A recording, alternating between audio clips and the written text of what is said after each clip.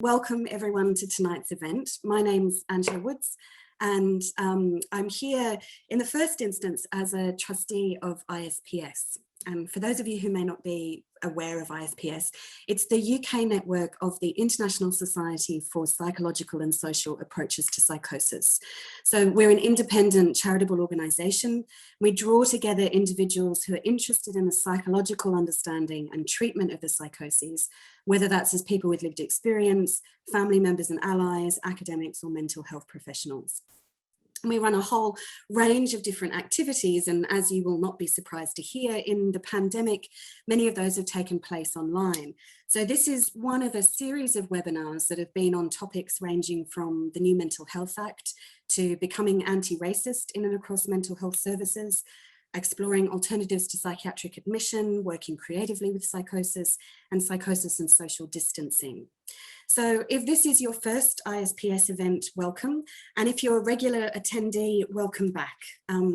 Those events are all available online on our YouTube channel. And tonight's event also will be recorded. So if you have to duck out for any reason, you'll be able to come back and catch up with it at a later date. So just a note that if you do end up posing a question in the Q&A, you can, and if you wish to remain anonymous, you can change the settings to rename yourself if you wish to do that. So tonight's webinar is brought to you by ISPS, but it's co-hosted by Hearing the Voice, which is a large research project about voice hearing that's based at Durham University. As the co-director of that project and someone who's based in an English studies department, I'm particularly fascinated by what literature can tell us about madness. What does truth mean in the realm of the imagination? And can the novel give us insights into experience that other forms of storytelling might not be able to? So with a focus on fiction about psychosis, impact, ethics and effects, tonight's webinar is a conversation between Jasper Gibson, author of the fantastic new novel, The Octopus Man, and Jacqui Dillon. Jacqui is an activist, writer and public speaker who's lectured and published worldwide on trauma, hearing voices, psychosis, dissociation and healing. She's the co-editor of 3 books and the author and co-author of numerous articles and papers. And she's on the editorial board of Psychosis, which is an academic journal that you get for free when you become a member of ISPS. So what a happy coincidence we get to plug that. In 2017, Jacqui was awarded an honorary doctorate of psychology by the University of East London. And we were discussing tonight the fact that she's been a key part of the Hearing Voices movement nationally and worldwide for nearly 25 years. Jasper Gibson was born and raised in, I forgot to check how you pronounce this, Parridge? I'm Australian, so Harwich, there you go. Well, anyway, in Derbyshire. And he now lives in East Sussex, but is coming to us live from France. He's the author of one previous novel, A Bright Moon for Fools.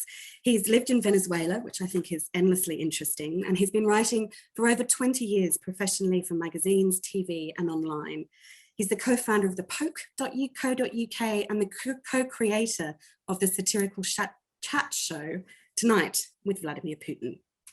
So tonight is all about Jasper and Jacqui discussing how the Octopus Man came into being, exploring some of the questions that it poses around ethics and imagination, around literary license and personal and political responsibilities of writers, but I guess also of all of us as readers.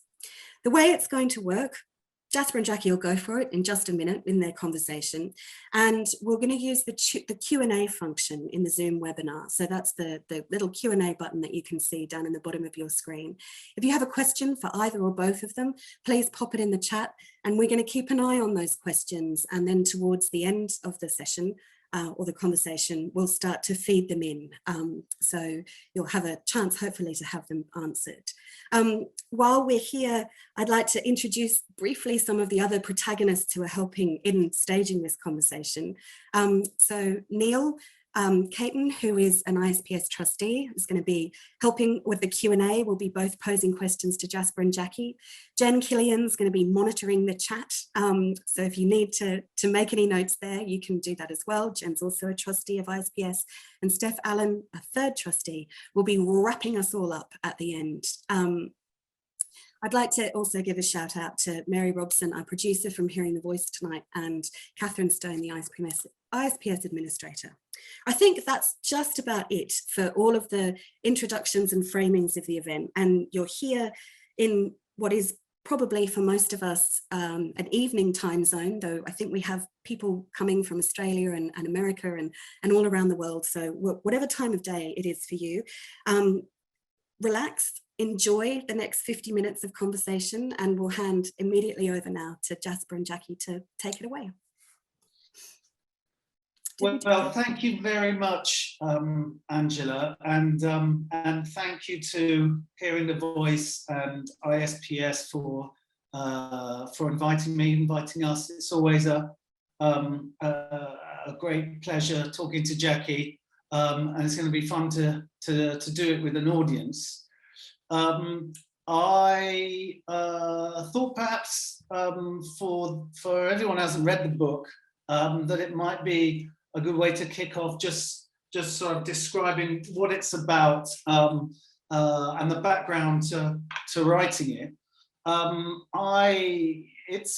Octopus Man is about Tom, and we're very much in Tom's head. And from the outside, Tom looks like he's on the ropes. He's living on benefits. He's got a long-term schizophrenia diagnosis. He's a constant source of concern for his long-suffering and constantly worrying sister. But on the inside, he has an incredibly rich inner life. He hears the voice of a spiritual being, and that gives his life, an incredible amount of meaning. And the action or the plot of the book really centers around when Tom is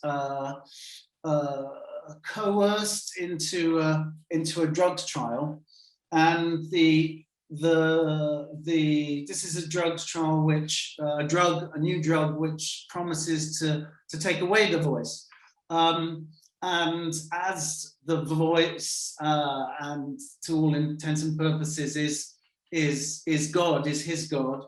God doesn't take very kindly to being turned off, and so as the saying goes, all hell breaks loose. So that's really what it's about. It was very much influenced or inspired by the death of my cousin at the age of 40, Ed, who was a voice hearer. He also heard the voice of a spiritual being, and it wasn't until his death really that kind of threw me into this area. When we went to his bedsit to clear it up, we found an incredible sort of odd stack of pieces of paper, really, in the corner of his room. He'd often talked about writing a novel, and because there was a great deal, of course, of sadness about his death, but also a great deal of mystery. He just dropped dead. The toxicology report didn't show anything particularly. He had just seemed to stop living, and this was after 20 years of being on extremely strong medication and with his schizophrenia, suffering under his schizophrenia diagnosis. And so I started typing up these pieces of paper, and it was the beginnings of a book. It was a pile of. It was like he had an aversion to a clean sheet of paper. It was just takeaway menus, bits of tube tickets, unopened bills. Some of these pieces of paper just had 2 or 3 words on them. And as I was working through them, it got quite exciting because they were looked like sequential they were sequential. They started to make sense. But unfortunately, even though the pile came up to about my shoulder, by the time I got to the bottom, there was just simply a chapter of a story about someone's first day at a sawmill, which is something he'd done in his 20s. But that led me to his notebooks. And in those notebooks, I found him trying to write himself out of some of his attacks, because the spiritual being in his case, and this is the same in my novel, was a very much a Greek or Old Testament kind of God. Could be very loving, but could also be very cruel. And as I read this, I thought, well, this is something I've never read before. What it's like in fiction to be on the inside of this experience. So that was the beginning, really, for me to start researching this area. And as I started that process, quite quickly, everybody was talking about Jacqui Dillon, and had I met Jacqui Dillon yet? And so I wrote to her, and she kindly agreed to meet me, and I think we were meant to have a quick drink, and an hour or two later we were still chatting, and so that's how we met. I can't actually see Jacqui anymore on these screens, but there you are. So that's how we met. And yeah, I suppose my first question to you, Jacqui, is why did you meet me?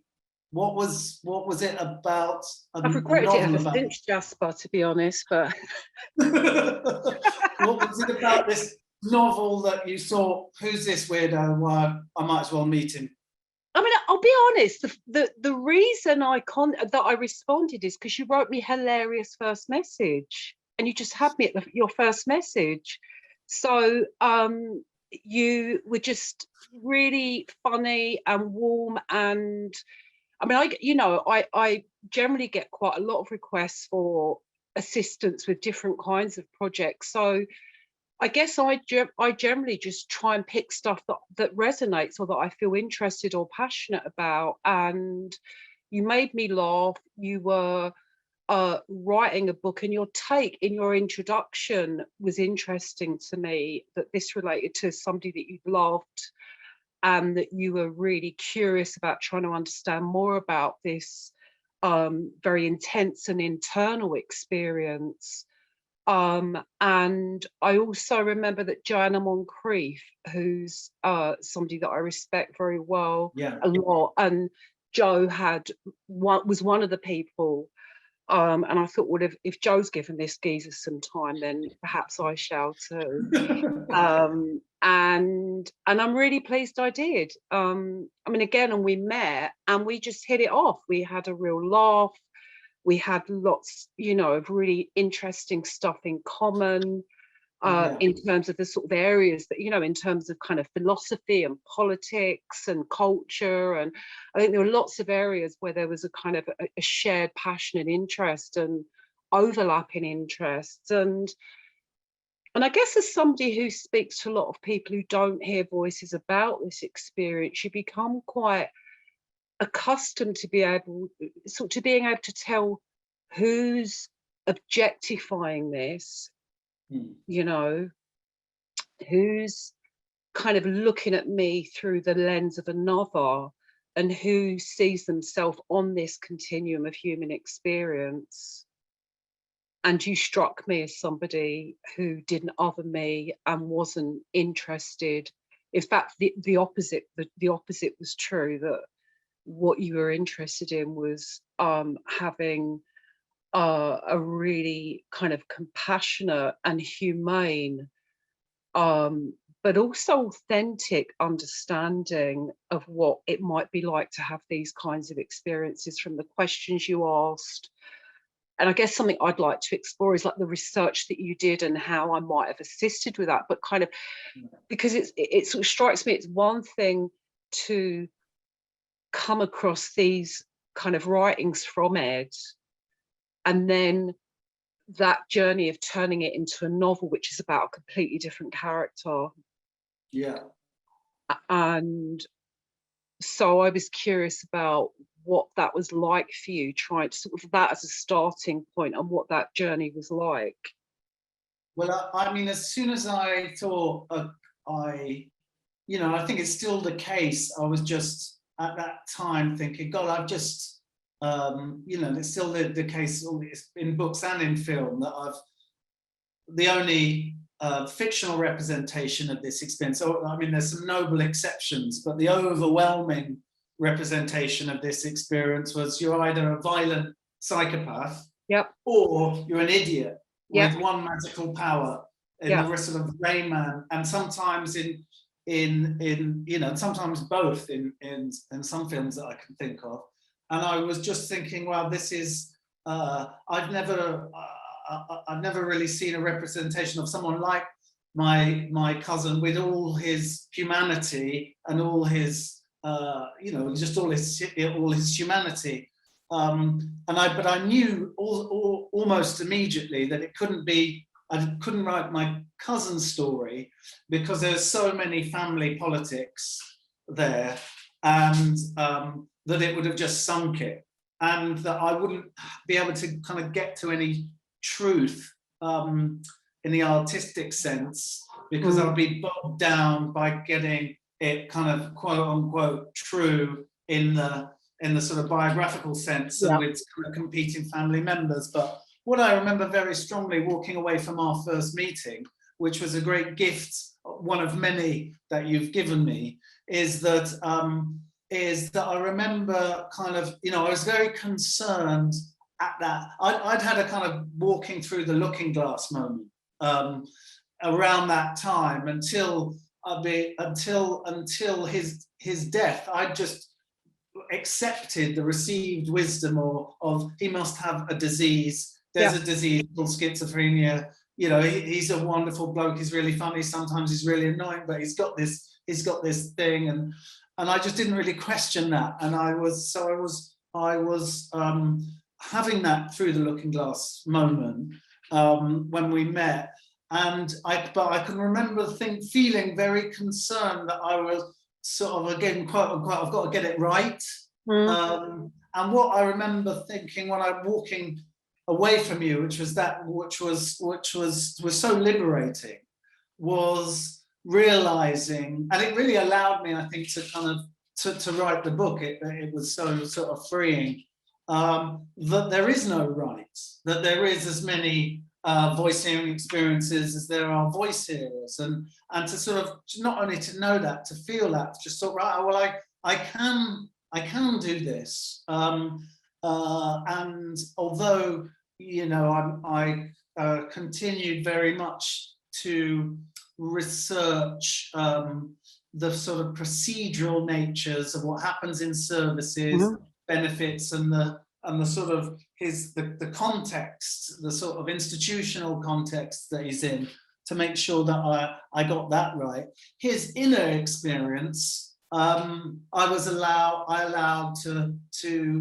my creative imagination could populate that kind of freely, because of that insight that you gave, that I came away with very strongly from that day. And then it was just sort of building on that, really. But I remember that moment, actually, Jasper. I remember that moment. You were like, it wasn't really a light bulb moment. It was like I could feel the chains come off. It was great. I mean, did you think about me, or have you had the experience before with other people, perhaps not necessarily for novels, but do you ever think that what right have you got to do a piece of work on this issue if it's not your direct experience? have those questions that come up for you. Absolutely. But I was thinking about this. I guess that's true for any work of art or any work of fiction, that in a way we're inhabiting another experience potentially. And I think there are ethical, considerations. But I think because hearing voices is such a stigmatized experience, and it's something that is often bound up in very personal and private matters. And as you say, because there are these kind of tropes and stereotypes typically around, and issues of power as well about, do people who with these kinds of experiences have the capacity to tell their own stories or not? Are they too kind of crazy, or this sort of assumption that because you might struggle or have a very complex internal world, you're not very intelligent, for example, and that you can't articulate yourself. So I guess there felt something different to me because of your experiences with Ed. But again, I don't think that necessarily gives somebody license to do something. And I think one of the things that I saw is that you had, that you came with a set of assumptions that we all have, but you were very ready to kind of relinquish them. And also, not only did you speak to me, but I invited you and gave you contacts with people. You spent time getting to speak to lots of different people about their experiences, which again I felt was really, really important. And the care with which you did that, that it wasn't just this kind of I'm gonna sort of take something really precious from you and use you, but that it needs to be something that was safe for the person, but also something that might, that their experiences might help, change things. Particularly if I know that some of the people you spoke to had really negative experiences within mental health services, some dreadful experiences. And, for people to be willing to share those, it's really important that that's honoured and that people aren't kind of, isn't it? And again, I think getting to know you, for me, it's a process of getting to know somebody and entrusting them really with that information. And I guess, I think you've done a remarkable job, Jasper. I really do. Thank you. That means a great deal, you saying that. I don't bullshit. And well, exactly. That's why it means a great deal. I genuinely, the book, it's hilarious. But it's so moving, in the way that it, at points, it makes me feel like the visceral nature of it, the way in which this kind of sensory and emotional overload that our central character Tom is experiencing. For me, I experienced it really viscerally at points. It was in my body, and I was having a real physical reaction to it, but also emotionally, that at points it was incredibly painful, but also really, really moving. This kind of understanding more about these, at points, exquisitely painful experiences that Tom is having, and this kind of battle, this internal battle that he's having. I just think it was, you conveyed it so masterfully, and for somebody who hasn't had that direct experience, it felt like it was speaking of that experience for me. Great. Well, thank you. I think it's I was thinking, obviously on the run up to this conversation about this, and there is sort of issues of authenticity, and I think, and you said it earlier, I think the key is compassion. Because if the most important thing is in human affairs really is love for each other, a love for the planet and its inhabitants, that means compassion. Compassion means empathy, and that's what the the artwork is all about. Certainly the novel, you are trying to transcend who you are as the writer in your own space and time, so that someone in a different space, in a different time, can also get some sense of what it might feel like to live in the Ashdown Forest at the beginning of the 21st century, and be stuck in services and have a long-suffering sister, and hear a voice no one else can see. And there is a great debate which I sometimes watch with kind of horror sometimes, although I can see where it's coming from, about who's got the right to tell which stories. And I quite quickly, it's a difficult balance, isn't it? Because when people haven't been allowed to speak, that must be honoured and the space must be created. But if it's pushed too far, you quite quickly lapse into absurdity, because as you said before, you've gone, unless you're writing novels always just about yourself with only you in it, there needs to be some of the characters and that empathetic leap. But I think the way that empathetic leap is made, if it's not from a place of compassion, you can feel it. It just means the book is dead. It will read dead. I read books where I think it's been that hasn't been handled well, or it's been sort of there's been an overstretch there. But yeah, it's you either go into writing about any character with a base sense of compassion and what their experience is, how near or far they are to you, or it's I think you can just feel it you'll feel it on the page. What was that like for you, kind of? And then obviously this is, say as much as you feel comfortable to say in this setting, but what was it like for you to kind of enter the realm of such intense experience imaginatively, and then trying to kind of convey that with words? It was it had its bumpy moments, because I'm in this little room, and for hours on end, and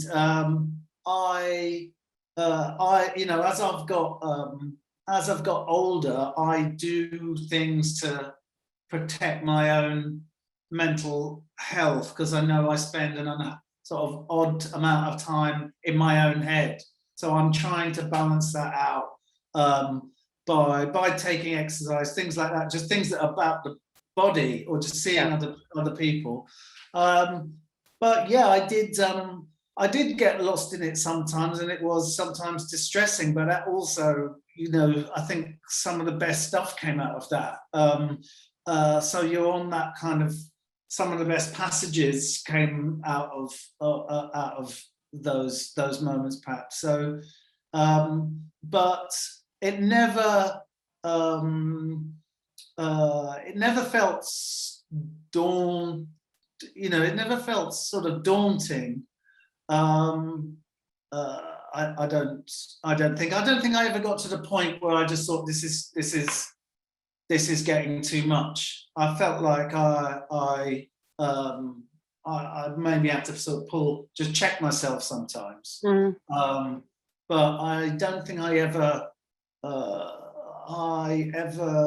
felt it was too much, because also and because it's first person singular in Tom's consciousness, there's a great deal of beauty and transcendence in how he is in the world, even at the worst time. So I was also getting that.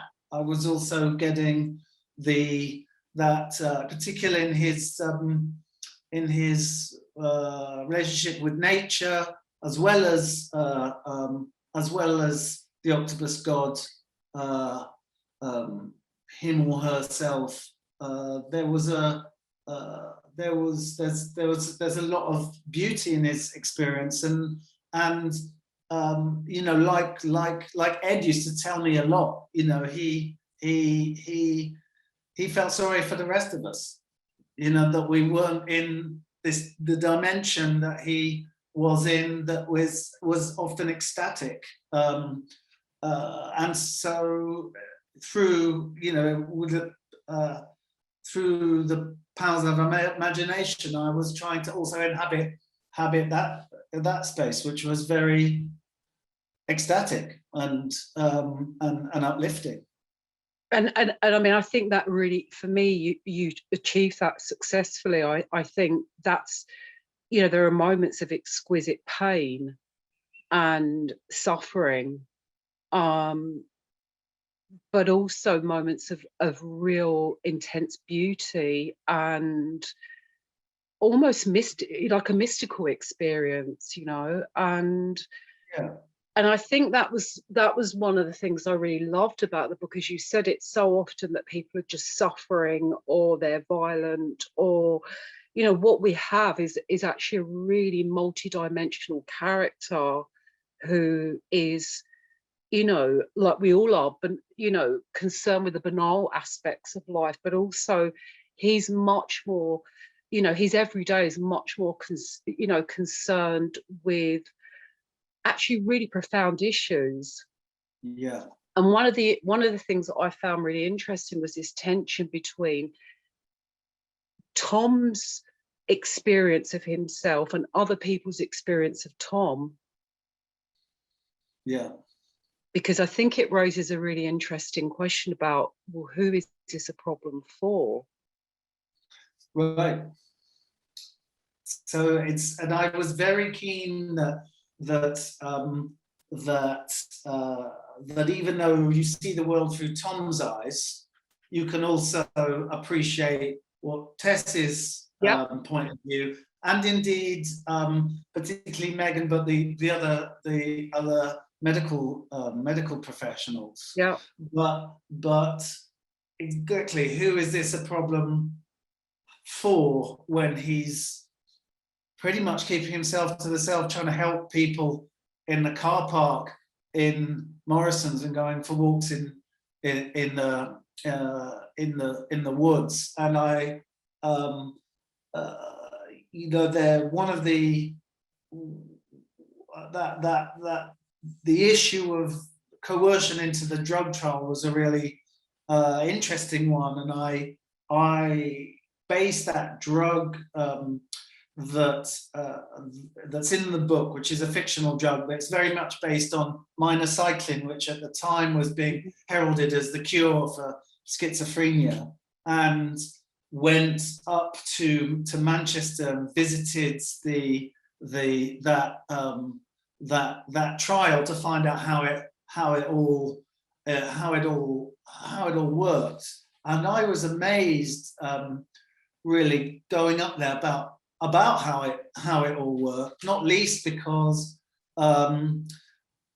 it's such a subjective experience. When you look at the questionnaires that people who have perhaps been in the system for 20 years are being asked about how they feel after this or that drug, and I know it's very much a theme of Joanna Moncrief's work, but it was so sort of shocking, really, that it was so sort of spurious and subjective. But yet, as I know in my well, not in fact my cousin's case. In my cousin's case, it was the nothing else is working, so just keep taking more and more clozapine, which would certainly. And it's hard to think of another area in which if something doesn't work, you keep doing it. Absolutely. And I mean, that's still standard, Jasper, as I'm sure you know. That is the people with treatment-resistant schizophrenia, clozapine is still handed out, regularly. But I can very much understand where Tess is coming from when she's just grasping at whatever straws are being given to her. So if the people in the suits are saying he's got to do this is what's best for him, this is like another last chance, everybody thinks this is great, of course she's going to be saying, why don't you do it, why don't you do it, go on, do it, if you love me, you do it. And that sort of quite brutal emotional blackmail, I can see coming from a very loving place. Absolutely. I mean, that tension was really powerful. I mean, I found that really moving as a sister, as a sibling, you know, like having worked with lots of family members, and that tension between somebody's right to live and believe what is their own reality, their own truth, that is the fabric of their insides. You know, it's like, this is what helps me navigate the world. And you know, it feels like Tommy's given the kind of ultimate double blind. Either I kind of annihilate myself and my own reality, or I devastate and torment my sister, who I adore. And I think for Tom in particular, that's really difficult, because he is so kind of compassionate and loving as a character, that's even more pain. You know, other people might think, well, that's not my issue, or you know, my right to my sovereign self reign supreme. But for him, that's a massive dilemma, and he is presented with this kind of, well, I need to kind of sacrifice myself then.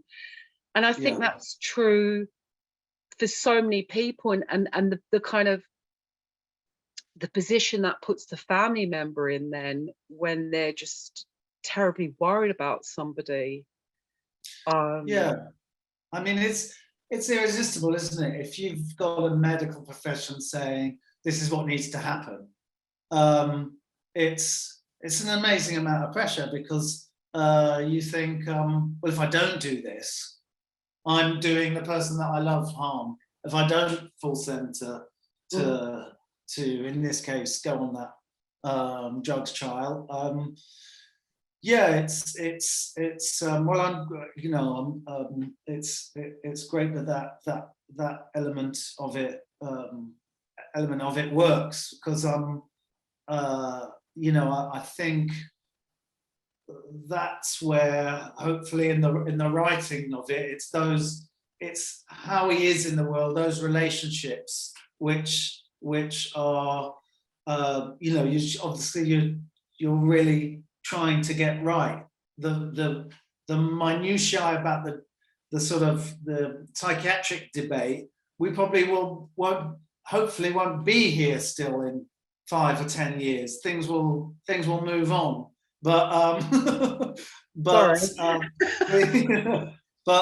you know, being a long-suffering sister, or having a long-suffering sister, will always be there. So that trying to get that right was a massive. It was like perhaps the hardest thing to get right, I think, is to be able to understand everyone's position, while sort of being in, you know, obviously you're dominated by Tom's point of view, because you're looking through his eyes. It feels important to have that nuance, otherwise again Tom's just a victim, you know, and it's actually much more complicated. You know, human relationships are much more complicated than that, of course. I mean, I think what kind of throws that into some relief as well is the character Missy, who is a friend that Tom makes during his stay in hospital. I'm telling you this, you actually wrote the book. I'm saying this for everyone else. Oh yeah, I forgot about her. Remember her? But you know, I thought it was really interesting, because it offers sort of another way of exploring how somebody might respond to Malamock, this octopus god, in a different way. It kind of presents that, and I think in a very underplayed way, but that's actually very powerful. You know, Missy's kind of, in a way, quite naive, but almost spontaneous kind of, well, can I speak to him then?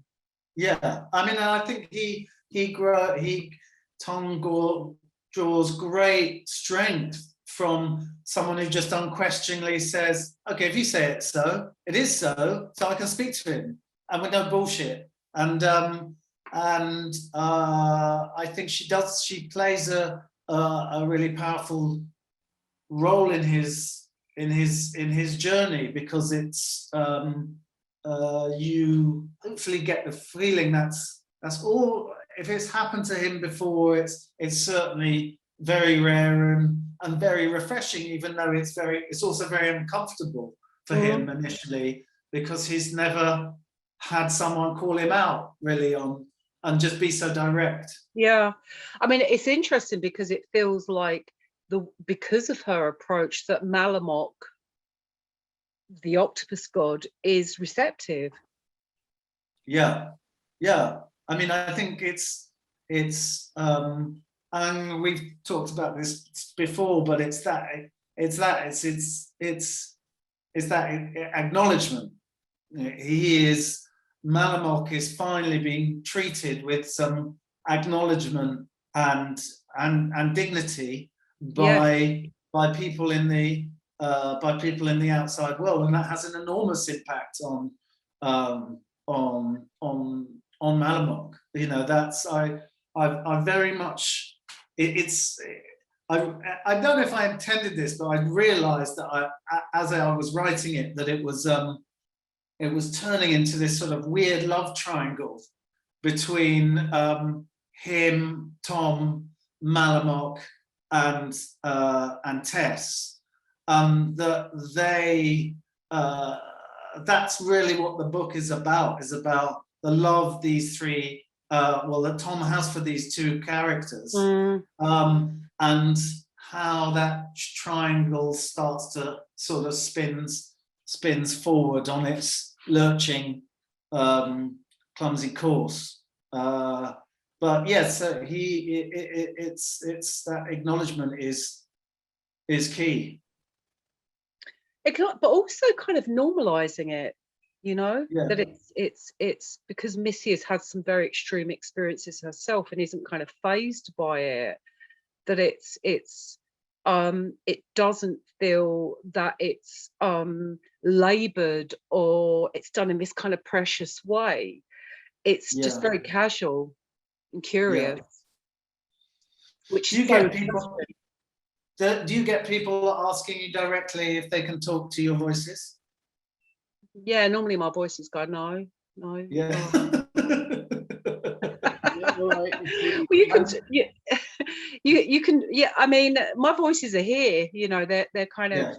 My experiences are different to Tom's, but I mean, I guess that's one of the things that people can ask you.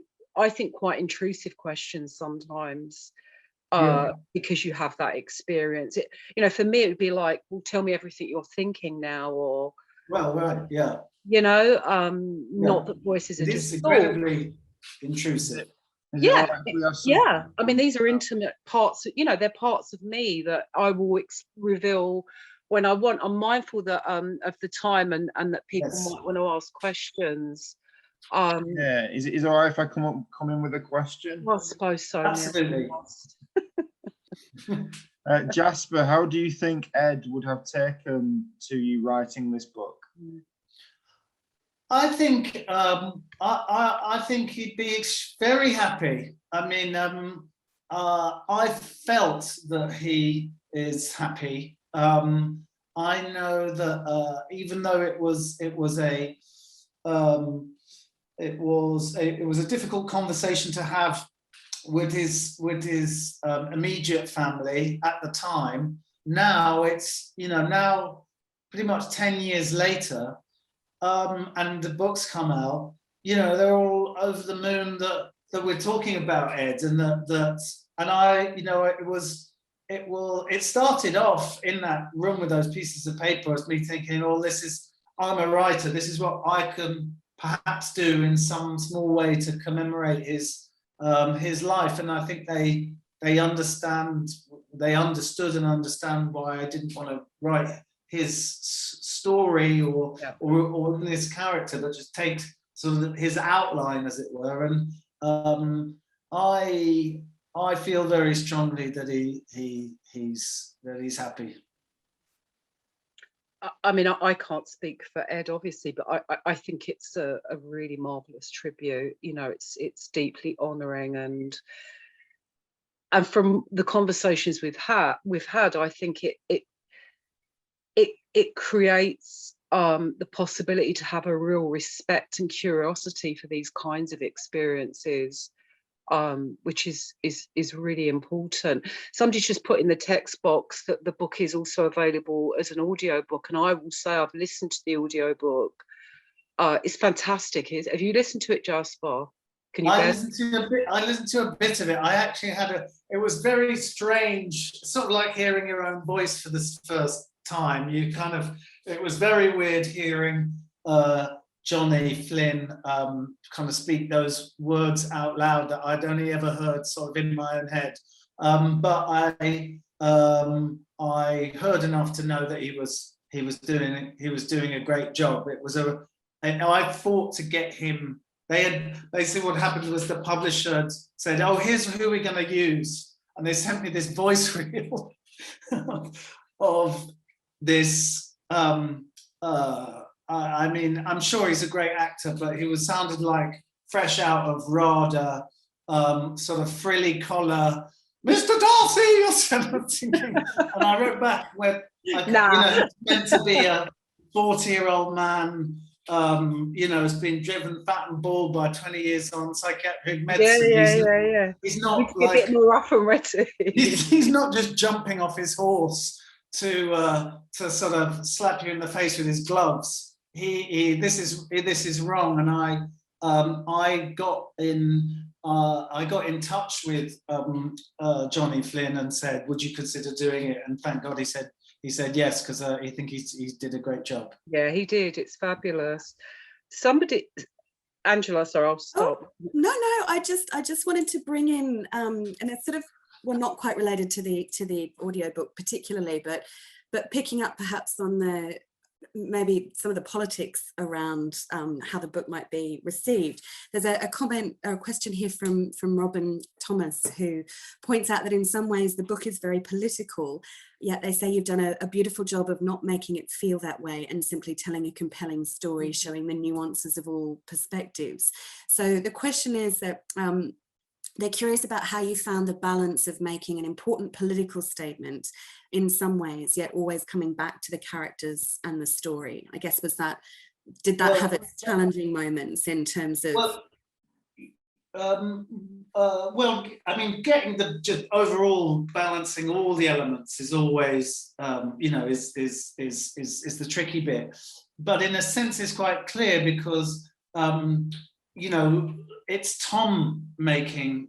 Tom is a politicized individual. He's been in that system. He's very smart. He's read a lot. He's got strong opinions. So he is only naturally a politicized individual, and therefore making political points. Particularly when he's just basically intellectually outgunning a lot of people who are in charge of his life, maybe because they're just so young, and he's just been around this stuff because it's his stuff much longer than them, or for whatever reason. So, but the book itself, its job is to be alive. So it's if the book becomes overtly propaganda from one point of view, then it's not a piece of art, because it's not it's not posing questions, it's answering them. Propaganda answers questions, and art poses questions, I mean, roughly speaking. So it's certainly, I think in the novel you can roughly say that. So there's a degree to which, because you're in Tom's mind, you are hearing his political opinions, but the book must have the space to as we were just talking about, to have other characters that have other opinions on Tom, which are there and they're real, because hopefully, if I've done my job right, they also are real characters whose life experiences have politicized them in a different way. You know, and in the acute unit's case, with the prevailing medical model. So that's how those two elements sit together, I think. Brilliant. Neil, I think we might have time for only one, maybe two questions, but are you happy to take your pick? I mean, as we anticipated, there are some fabulous questions in the Q&A and we might not be able to get through all of them, but we can in the networking event afterwards. Yeah, the scenes in the security unit felt so real. Did you speak to patients about their experiences? Rashid is a terrifying character who abuses his power. Where did the inspiration for Rashid come from? Well, I spent a lot of time, fortunately, unfortunately, in Hillingdon, which is called Hildene, like beautifully, cleverly masked in the book. Visiting my friend Vicky Kennedy there, who's very much the model for Missy. So it was just going to, I would have never been allowed in unless I had a sort of friend to visit, sadly. So some of the other element, it's not Hillingdon because Hillingdon is not a mixed ward, but the acute unit, but the layout and just sort of going to visit her regularly there, and just getting frightened, just being in this place that is there, that is full of these, in the real Hillingdon unit's case, women, and the men are kind of upstairs. People are there for all sorts of reasons, but the commonality was that they are dealing with different species of fear, and just walking in that place and just thinking, my God, I'm afraid, and I can leave. The atmosphere in that place is, it was very distressing, but I could leave, and a lot of the I would say 80% of that section of the book comes from Hillingdon Hospital, and the rest of it comes from just talking to other people, a range of other people, about their experiences in acute units, including other members of my family, because there's a lot of stuff in our family. So yeah, I'd say the key to that was Hillingdon Hospital, Boris Johnson's hospital. His own personal hospital. His hospital, yes. There's another question about your research for the book, and you've talked a lot about talking to people about their experience of acute wards and of hearing voices. Did you speak to a lot of mental health professionals in the course of the book as well through him? Yeah, absolutely. I wanted to see things from every angle. So I interviewed every psychiatrist that had been involved in my cousin's care. And then, I was just like the person at the party or the dinner party going, oh, do you know anybody who's like who's a psychiatrist? Can I talk to them?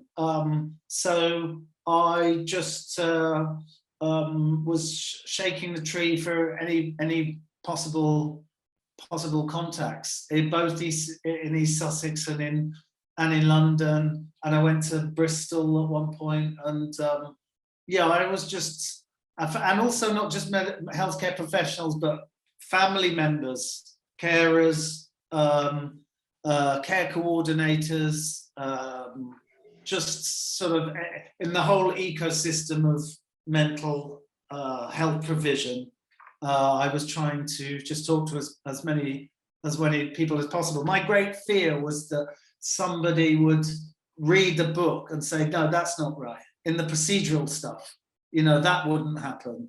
And I wanted that to be as solid as possible, the kind of the context, so I could be as free as possible with the subjective internal experience, but I wanted the institutional and systemic elements to be as feel as right. Fiction loves the feeling of fact. What a very quotable quote. It certainly does. We're coming to the end, I think, of our hour together. And I wonder, Jacqui, if you would like the kind of final word, given the conversation that you had with Jasper was such an important part of the beginning of that research process he's just described. I would, thank you, Angela. If you haven't read Octopus Man, buy it. It's fantastic, whether you're somebody who hears voices or, I mean, if you're listening to this, then you've got an interest. I think it's I've never read anything like it, and I think it's a really important book. So I'd encourage people to buy it and share it and get it out there. It's actually been very well reviewed. It's been very well received.